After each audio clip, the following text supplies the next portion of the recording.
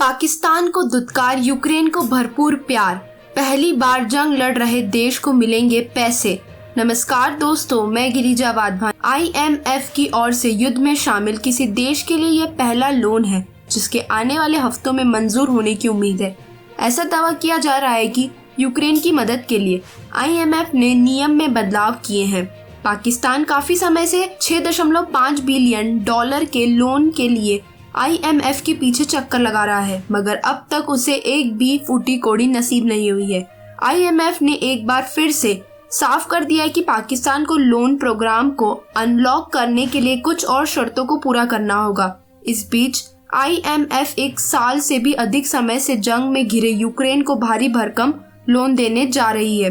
अंतर्राष्ट्रीय मुद्रा कोष का कहना है कि उसने यूक्रेन के साथ $15.6 बिलियन के फंडिंग को लेकर एक समझौता किया है। इस पैकेज का उद्देश्य रूसी हमले के बाद वित्तीय संकट से जूझ रही यूक्रेन के खजाने को बढ़ाना है। यह रूस के आक्रमण के बाद से यूक्रेन को मिले सबसे बड़े वित्तीय पैकेजों में से एक होगा।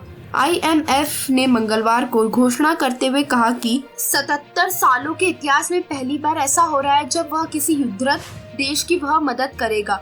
आने वाले हफ्तों में इस समझौते को अंतिम रूप से मंजूरी मिलने की उम्मीद है। IMF ने कहा कि वो युद्धग्रस्त यूक्रेन की खराब हो चुकी आर्थिक दशा को सुधारने के लिए पैकेज दे रहा है।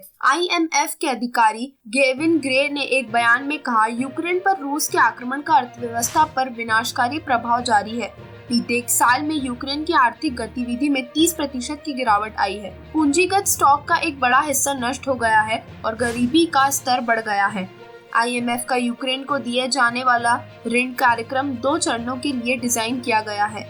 यूक्रेन के वित्त मंत्रालय ने 22 मार्च को कहा कि यह प्रोग्राम यूक्रेन के अंतर्राष्ट्रीय भागीदारों से फंडिंग को जुड़ाने में मदद करेगा, साथ ही मैक्रो फाइनेंशियल स्थिरता बनाए रखने और युद्ध के बाद पुनर्निर्माण का मार्ग सुनिश्चित करेगा। पहला चरण 12 से 18 महीने तक चलेगा, जिसमें राजकोषीय घाटे को कम करना, वित्तीय स्थिरता बढ़ाना आदि लक्ष्य निर्धारित किए गए हैं, जबकि दूसरे चरण में मैक्रो इकोनॉमिक स्थिरता और देश की रिकवरी को मजबूती देना शामिल है।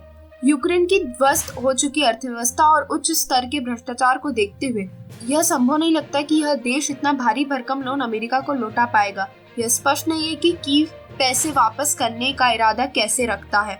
IMF ने हाल ही में असाधारण अनिश्चितता का सामना करने वाले देशों को ऋण देने के लिए एक नियम में बदलाव किया है। ऐसा कहा जा रहा है कि यह बदलाव यूक्रेन को देखते हुए किया गया है।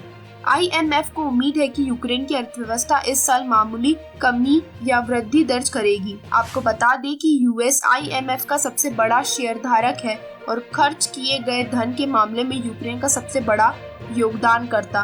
पिछले फरवरी में यूक्रेन पर रूस के आक्रमण के बाद से दुनिया भर से यूक्रेन की मदद की जा रही है। इस साल की शुरुआत में राष्ट्रपति जो बाइडेन ने यूक्रेन को $500 मिलियन की अतिरिक्त अमेरिकी सैन्य सहायता की घोषणा की थी।